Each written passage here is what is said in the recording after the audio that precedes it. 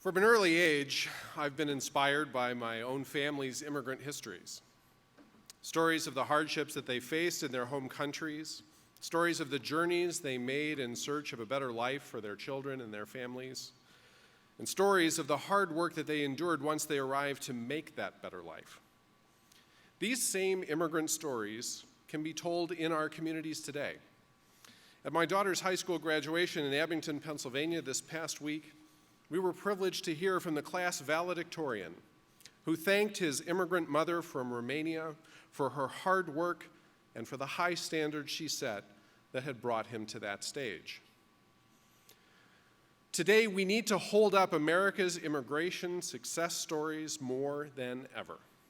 America is going through one of its periodic episodes where advocacy of immigration restriction is on full display. We hear discussions of walling off our country.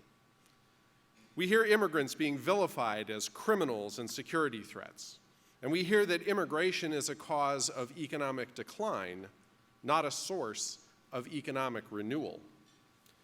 Following these public discussions can be discouraging for those of us who know immigrants and their contributions to America. Everything that is wrong with the restrictionist story that they would like to tell can be illustrated with an immigration parable. Two boys, 8 and 10 years old, immigrated to the United States from the same city in the same year. Life had become impossible for them and their families. One boy's father owned a store, but it was looted and destroyed by a mob. The other's father owned a business, but he had to sell everything he had in order to get himself and his family out of the country. 8 and 10 years old. Each of these boys came to the United States with little more than the clothes on their backs and a few relatives to take them in. What would become of these two boys when they entered their new country? Both had families who worked hard to provide for them in the new country, insisted their boys do well in school. Both developed careers in the sciences, one in neurophysiology and the other in chemistry. Each of them did groundbreaking science. In 2000, Eric Kandel was awarded the Nobel Prize in Medicine. And in 2013, Martin Karplus was awarded the Nobel Prize in Chemistry. Now, the success stories of Dr. Kandel and Dr. Karplus and their immigrant stories are the success stories of the United States. Nor are they alone. The United States leads the world in the number of Nobel Prizes awarded to its citizens. Immigration is a huge part of that success. In fact, since 1906, when the Nobel Prize was initiated, nearly 1 out of 3 winners who were American Nobel Prize winners were immigrants.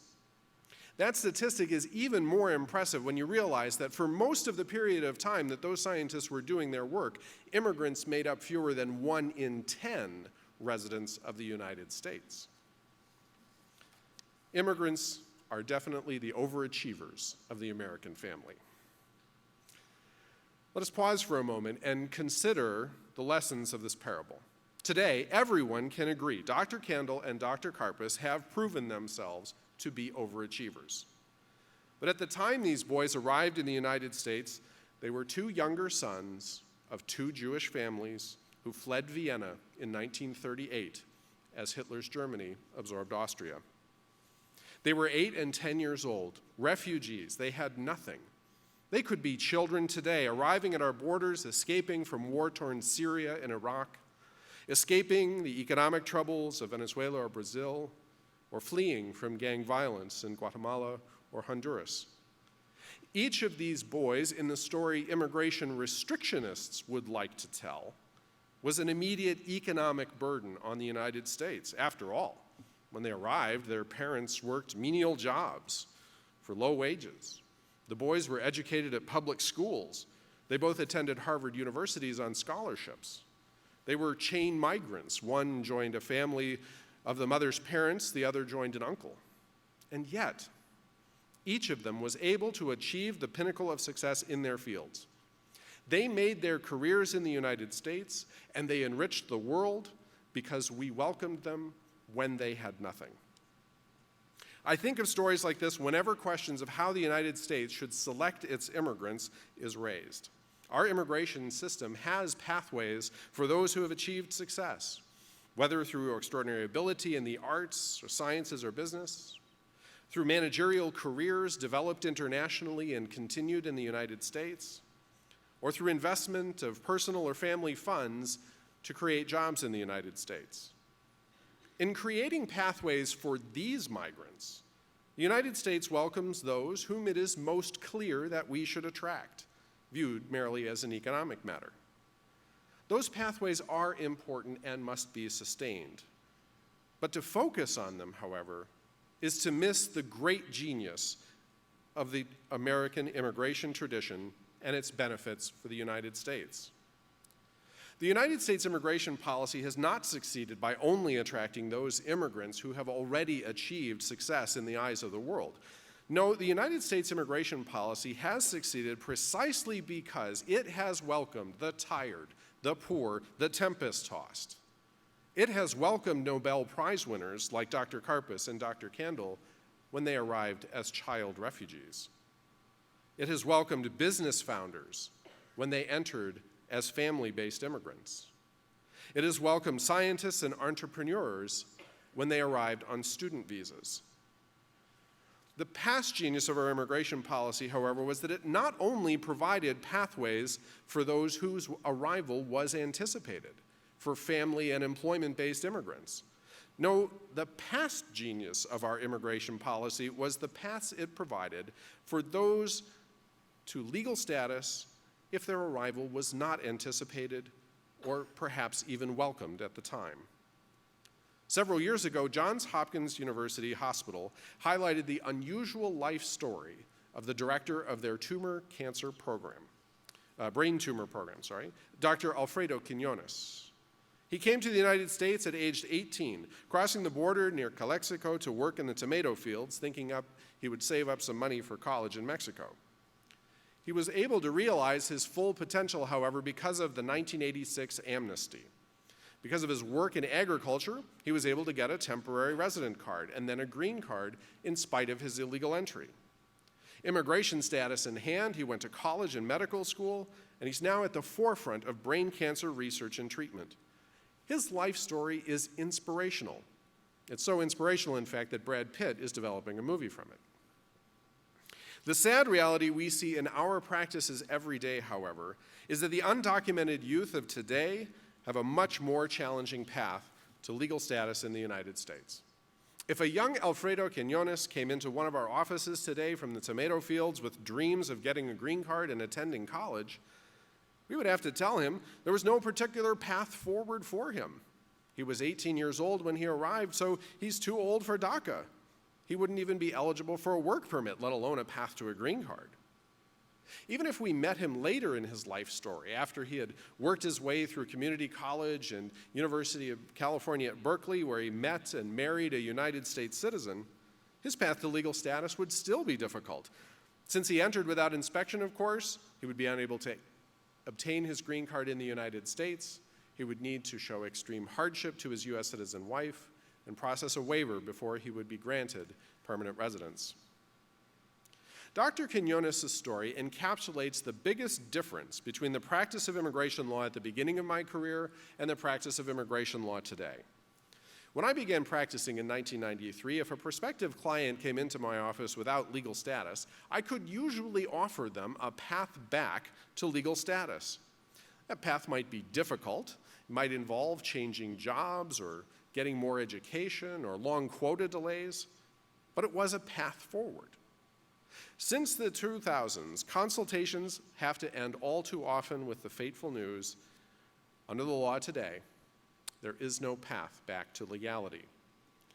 Is it any wonder, then, that as paths to legal status became narrower and narrower through the end of the 1990s, that the number of illegal immigrants became larger and larger? A path forward, a path to legal status, a path to permanent residence, a path to citizenship has always been a rocky one.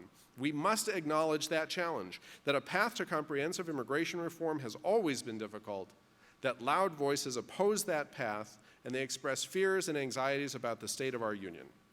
But our experiences The experiences we have of and with our clients tell us that these fears are unfounded. We know that there are too few ways for immigrants to just come legally. We know that the immigrants of all kinds come to make their way to a better life, not to take their way to a better life. We know that today's immigrants are assimilating to our American communities in exactly the same way as our own immigrant grandparents and great-grandparents did. By most measures, in fact, today's immigrants are assimilating faster and better than ever before. Too many of our fellow citizens, however, do not know these stories, or they only believe the stories that they fear could be true. We, all of us who work with immigrant communities, need to help our fellow citizens understand the true stories of immigrants and of immigration today. As a national organization, AILA works to hold up these stories on Capitol Hill, but AILA is more than the national staff and the national volunteers. AILA is every one of us here in this room, and our colleagues at this conference, and our friends back home in our chapters. We all have a role to play in spreading the story of how immigration continues to be America's great competitive advantage in the world economy, and we need to spread those stories on the local stage as much as the national stage. I challenge you to go back home and find ways to tell this immigration story to new audiences, whether it is to your children's school, to local civic organizations, or your local religious congregations. Well, it's an appropriate time to celebrate our own story as an organization. We mark AILA's 70th anniversary this year. In 1946, a small group of lawyers gathered in New York City to create our association. From a few dozen lawyers in 1946 to over 14,000 members today, we have grown but have never changed our focus to advocate for the just and reasonable immigration laws and policies. Our national office has gone from a box of papers that was passed from president to president to being a respected Washington presence with over 65 employees. It has never changed its focus, providing AILA members with the resources they need for the practice of immigration law in the form of education, information, and practice management support. We've grown to include 39 chapters in all 50 states and in dozens of countries around the globe, but our chapters still fulfill their original purpose. They provide a structure for members to gather with other members in their area, to deliver education and support to each other, and to address the administration of immigration law in their local communities. We acknowledge with appreciation all those who have come before us and who have given us this association in trust. I acknowledge my belief, and I know I share with my colleagues on the Executive Committee and on the Board of Governors, that our obligation is to make sure this organization is here to serve members now and into the future. And as you've heard from Victor, the association is looking forward to that future. The Future of Immigration Task Force produced its report on both the challenges to members and the opportunities for our members presented by technological change and by the regulatory innovations that will change the way that immigration law is practiced. So I commend to you the sessions of this conference on the practice management track that will inform you more deeply about the issues discussed in the report. This report does not only allow us to plan for the future of immigration law practice, but to shape the future of immigration law practice so that we can prosper into that future. On behalf of the executive director, myself, the whole board, we are going to spend this year not only dealing with the challenges that are going to arise during the course of this year, but we are going to make a sustained effort to appreciate what the practice of immigration law looks like in 5 and 10 years, what our members will need to succeed in that environment, and what our association will need to be in order to deliver that to our members. And an important part of delivering and building for the future of our association is nurturing and encouraging our future leaders, providing pathways to leadership for all our members, which is why I was proud to support the Diversity and Inclusion Initiative championed by Victor.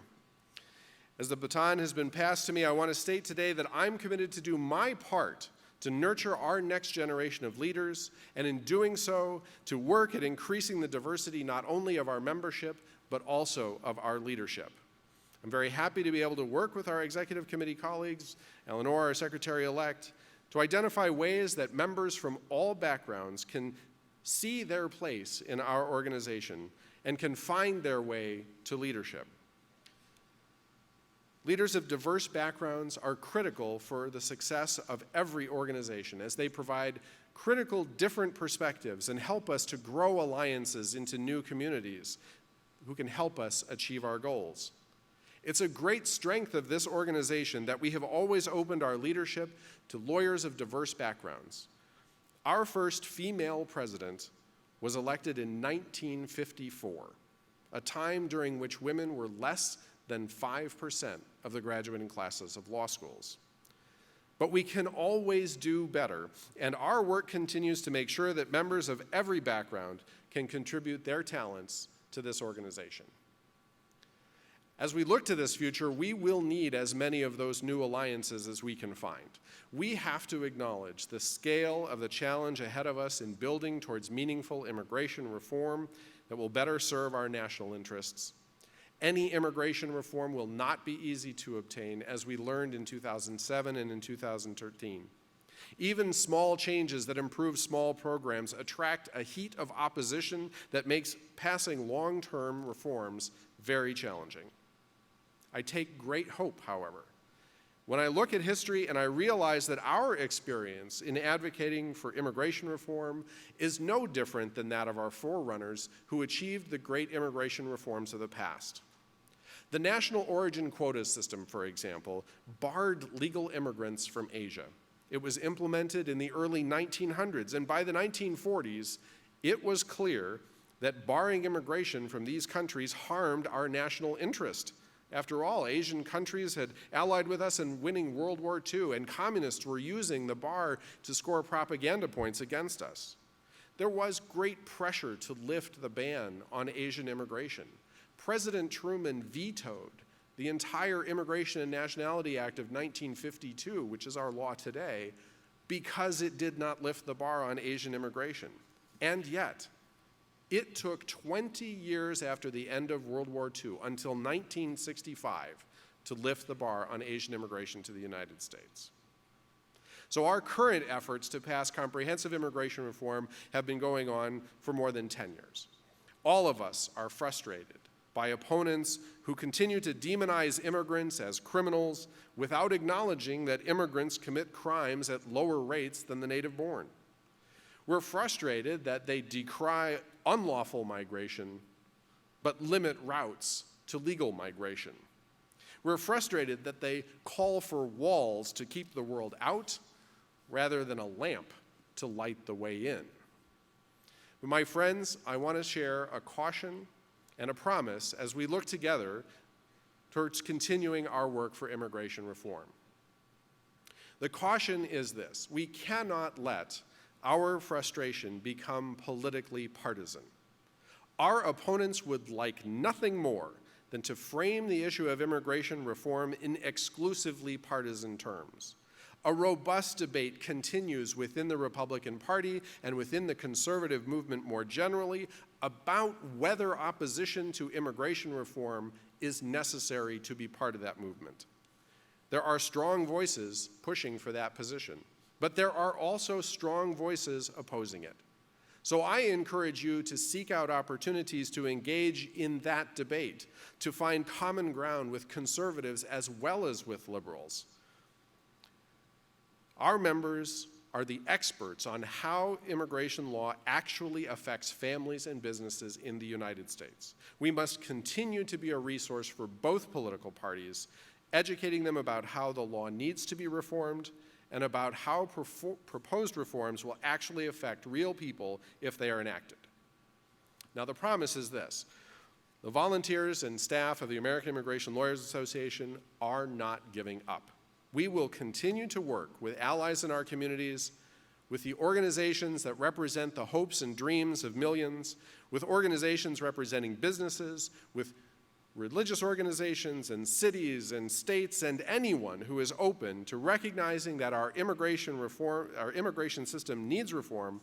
It must provide pathways to legal status while allowing families to reunite new workers to allow our economy to grow, and that we must have enforcement of those laws that provides due process and respects the human rights of those alleged to have violated them.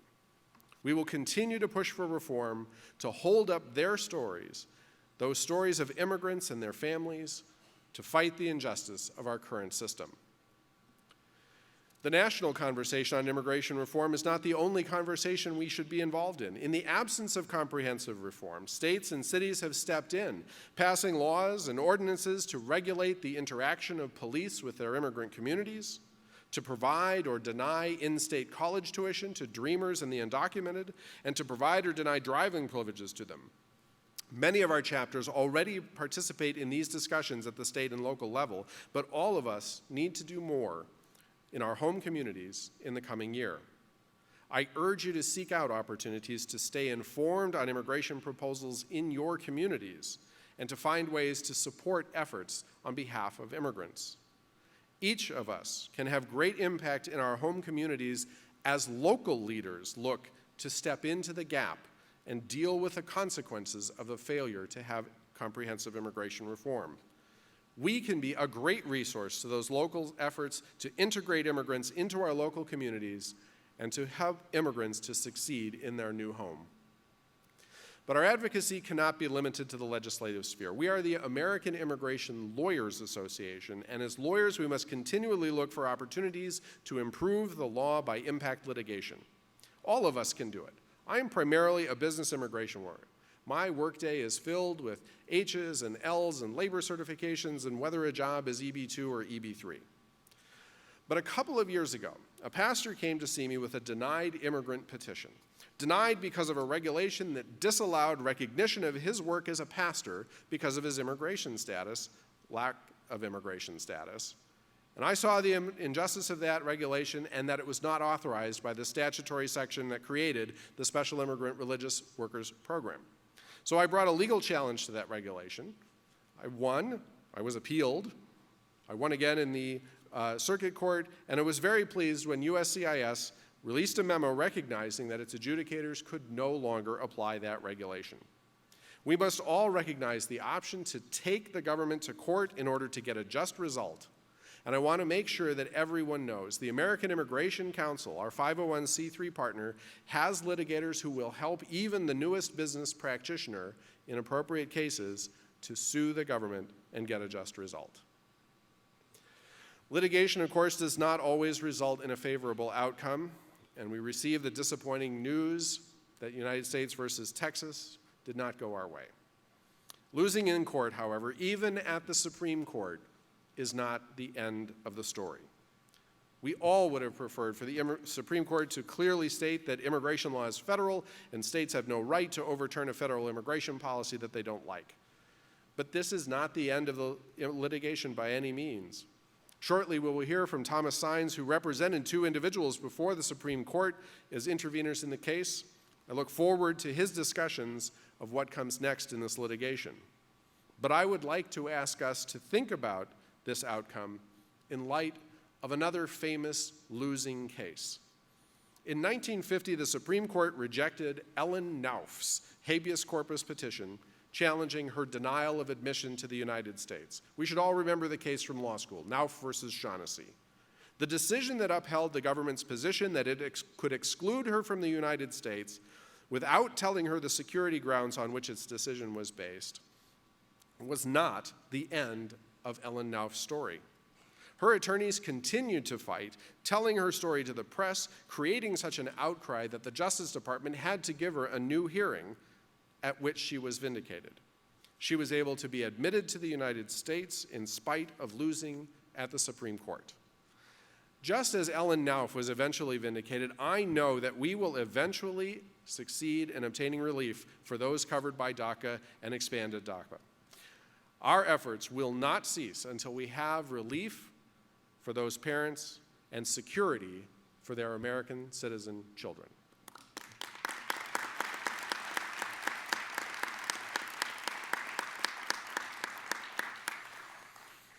Our advocacy also extends to the administrative agencies implementing immigration law. Most of you are very familiar with AILA's liaison relationships with the various agencies, but I want to make sure everyone knows that administrative advocacy goes far beyond liaison. Immigration law is administrative law, and the AILA staff and national volunteers are called upon to help shape proposed rules as part of the rulemaking process. AILA comments on every immigration-related regulatory proposal and provides critical real-world input to the agencies about the consequences of particular regulatory actions. Beyond even commenting, however, AILA has been using tools like the Freedom of Information Act, the Paperwork Reduction Act, to have impact on the regulatory process, and we continue to explore ways to be even more effective on the regulatory front, advocating in front of the Office of Management and Budget, finding opportunities to respond to sub-regulatory guidance as it is being shaped, filing petitions for rulemaking when they're warranted.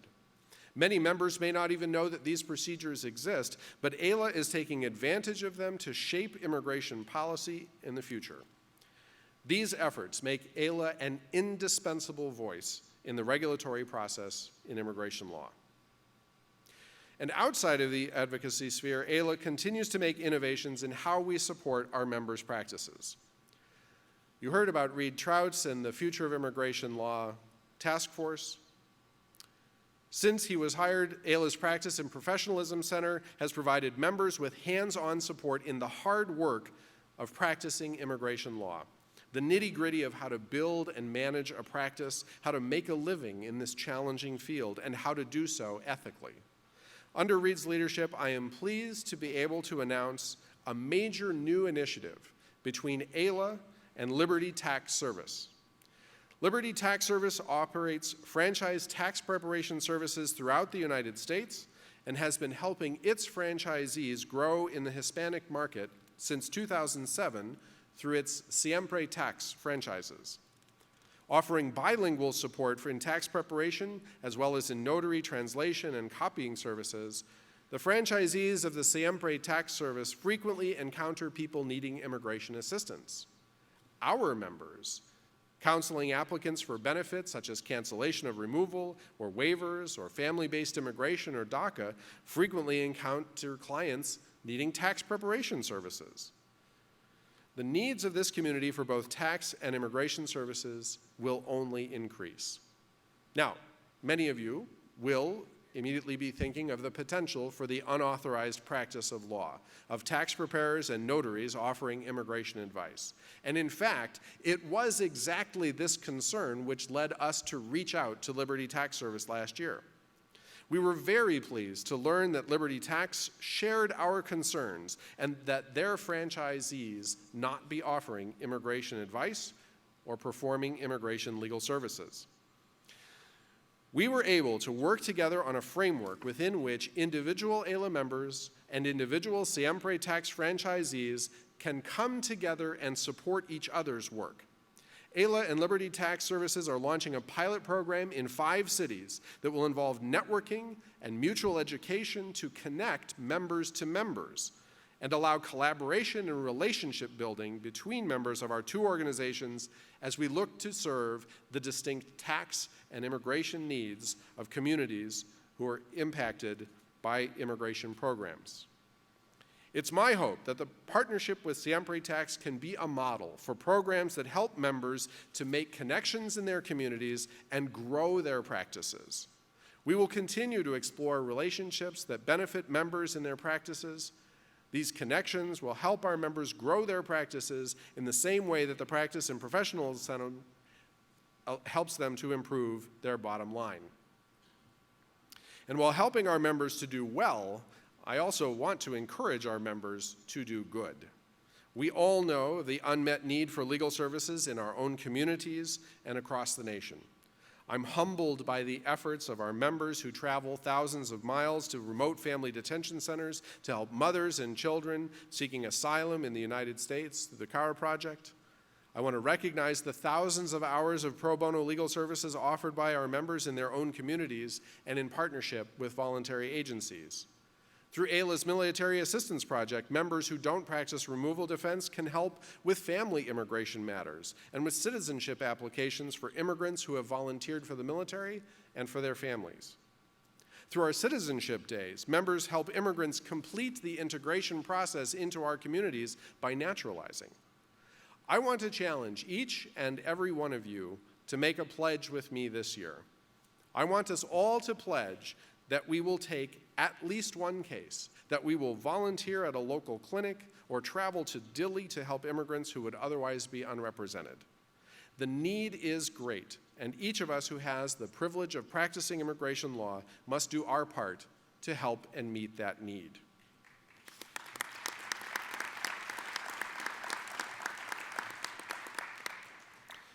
Before I conclude, I want to acknowledge that no one makes it to this stage alone, and I need to express my gratitude to some very special people who have accompanied me on my journey here today. First and foremost, I want to thank my family, whom Ana Luisa was kind enough to introduce you to earlier. To Mary, my best friend, my companion, my loving wife, thank you for supporting me in the decision to take on this role and in supporting me every day. I love you, my dear. To my children, to my son Ben, my daughters Katie and Maggie, thanks for all of your patience, for all my work and travel, the long hours that I spent away from you. Thanks for the many hours that we did spend together. I may kid you because I love, or because I love to kid, but I'm also willing to stand here in front of 2,000 people and say that I couldn't be prouder of anything than I am of the three of you.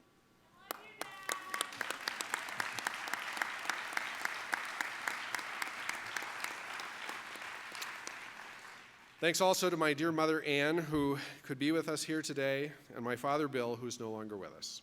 Mom launched me out into the world with the confidence that I could do anything as long as I put my mind to it. Dad taught me the most important lesson in life. Every person you meet can teach you something as long as you take the time to listen. Miss you, Dad. I love you, Mom.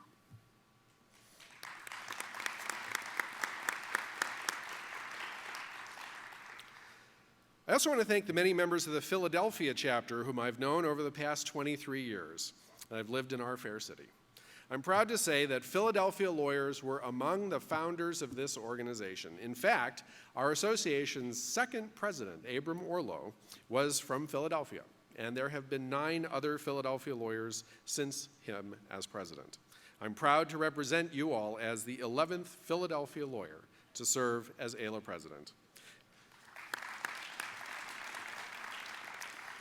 You're a wonderful collegial group and always willing to teach and hold each other up to the highest standards. I'm happy to be able to call myself your colleague and your friend. But I do need to call out one particular member of the Philadelphia chapter for special recognition.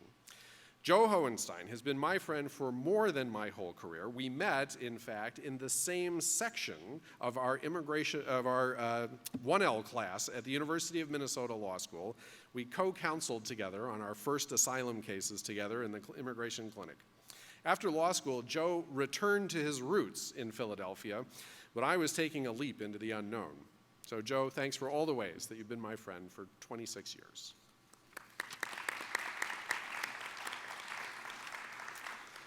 I want to thank my work family, the associates, the account managers, paralegals, secretaries, and support staff at Classical Immigration Law Partners who come in every day with a passion for helping our clients, for getting them through what can be an intimidating process, and for doing so with grace and cheer every day.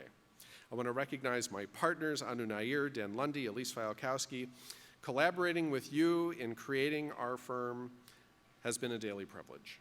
And while he could not join us here in Las Vegas because he's very happily retired as a partner, I want to thank Rich Rulon for all of his friendship and mentoring in the years we practiced together.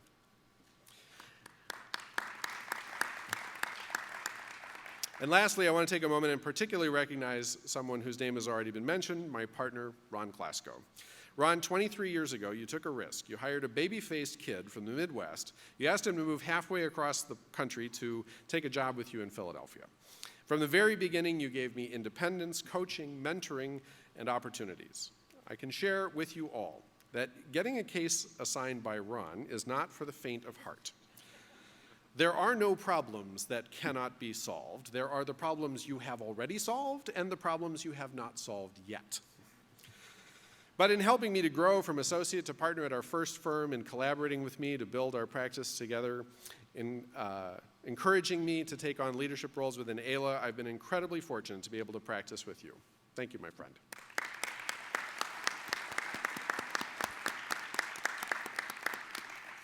I want to close by asking us all to take a moment and appreciate the work that we are privileged to do. Every day in our practices, we are given a great trust. Our clients rely on us to navigate a complicated and sometimes broken immigration system. Every day in our practices, though, we are given a great gift, the ability to make a difference in the lives of those clients. And at this conference, we'll all attend panels, we'll learn about the latest developments in the law, we'll have those all-important hallway conversations where we talk with each other about our toughest cases.